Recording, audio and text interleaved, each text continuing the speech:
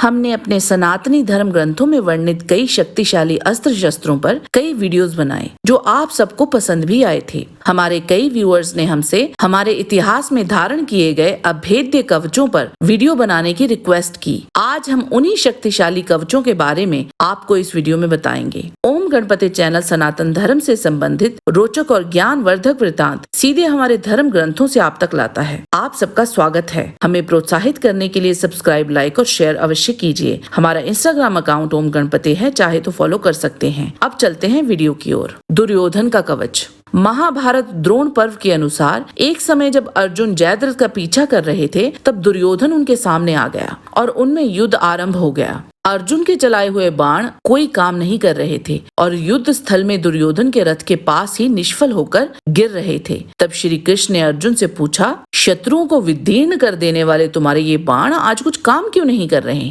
तब अर्जुन बोले, मेरा तो ये विश्वास है कि दुर्योधन को द्रोणाचार्य ने अभेद्य कवच बांधकर उसमें अद्भुत शक्ति स्थापित कर दी है। ये अत्यधिक शक्तिशाली कवच एकमात्र आचार्य द्रोण ही इस विद्या को जानते हैं और उन्हीं सदगुरु से सीखकर मैं भी इसे जान पाया हूँ। इस कवच को किसी प्रकार के बाणों द्वारा विदीर्ण नहीं किया जा सकता। इस पर वज्र का भी असर नहीं हो सकता।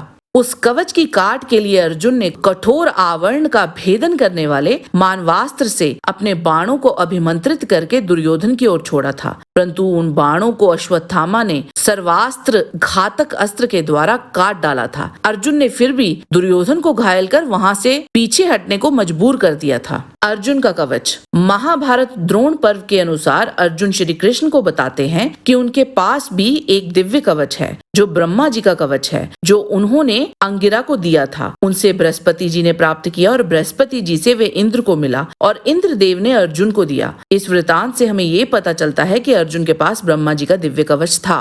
अतिकाय का कवच। रावण पुत्र अतिकाय को ब्रह्मा जी से वरदान प्राप्त था कि कोई राक्षस, दैत्य या देव उसे मार नहीं सकता और साथ में उसे ब्रह्मा जी से एक शक्तिशाली दिव्य कवच भी प्राप्त हुआ था जिसको भेदना आसान नहीं था। इस बात की पुष्टि तब होती है जब लक्ष्मण जी और अतिकाय सामने आए। इस युद्ध का वर्णन वाल्मीकि रामायण युद्ध कांड सर्ग 71 में किया गया है। लक्ष्मण जी ने अपने कई शक्तिशाली दिव्य बाणों से अतिकाय पर प्रहार किया जिसका उस पर कोई असर नहीं हो रहा था। कोई भी अस्त्र उसके कवच को भेद नहीं पा रहा था। यहाँ तक कि अतिकाय के बाणों के प्रहार से लक्ष्मण जी कुछ क्षण के लिए अपने होश भी खो बैठे थे। फिर वहाँ वायुदेव प्रकट हुए और उन्होंने अतिकाय के कवच के बारे में लक्ष्मण जी को बताया और कहा, उसके कवच को आप केवल ब्रह्मा जी के उच्च ब्रह्मास्त्र से ही भेद सकते हैं। लक्ष्मण जी ने ऐसा ही किया और ब्रह्मा जी का वो दिव्य अस्त्र चलाकर अतिकाय का वध किया। अभिमन्यु का कवच। अभिमन्यु चक्रव्यूह के भीतर अपने महान बाणों से संपूर्ण दिशाओं को व्याप्त कर रहा था और उसी समय कर्ण ने अभिमन्यु के बाणों से आहत होकर पुनः द्रोणाचार्य से कहा,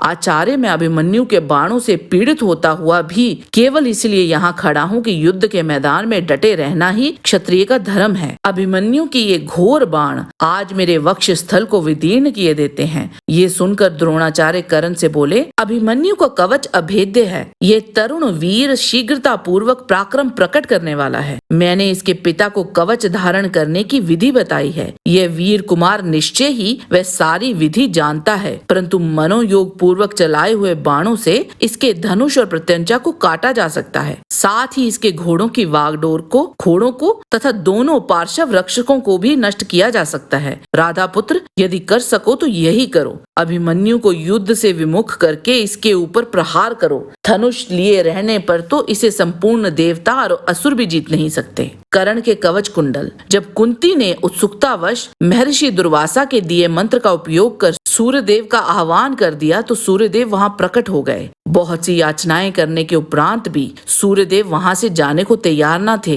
तब अंत में कुंती सूर्यदेव से बोली, समस्त अंधकार को दूर करने वाले सूर्यदेव, यदि आपसे मुझे पुत्र प्राप्त हो तो वह महाबाहु, महाबली तथा कुंडल और कवच से विभूषित शूरवीर हो। सूर्यदेव ने कहा, भद्रे, तुम्हारा पुत्र महाबाहु महाबाहु, कुंडलधारी तथा दिव्य कवच धारण करने वाला होगा। उसके कुंडल और कवच दोनों अमृतमय होंगे। कर्ण ये जानते हुए भी कि कवच कुंडल अपने शरीर से उतार कर दान कर देने के बाद वो सामान्य मनुष्य रह जाएंगे और युद्ध में वे अभेद्य नहीं रहेंगे, जिससे उनकी मृत्यु भी हो सकती है। फिर भी ब्राह्मण वेश में आए देवराज इंद्र को उन्होंने अपने कवच और कुंडल दान दे दिए थे। और ये भी सत्य है कि उन कवच कुंडल के बदले में उन्होंने इंद्र से वासवी शक्ति भी मांगी थी। हम जानते हैं कि इनके अतिरिक्त और भी कई कवच होंगे जिनका वर्णन हमने इस वीडियो में नहीं किया है। सच मानिए हमने जितना अध्ययन किया हमें इतनी ही जानकारी मिल पाई। अगर आपको और कवच के बारे में जानकारी है तो हमें कमेंट बॉक्स में अवश्य बताएं। हम निश्चित रूप से उन पर अगला भाग लाएंगे। हो सके तो स्रोत भी अवश्य दें।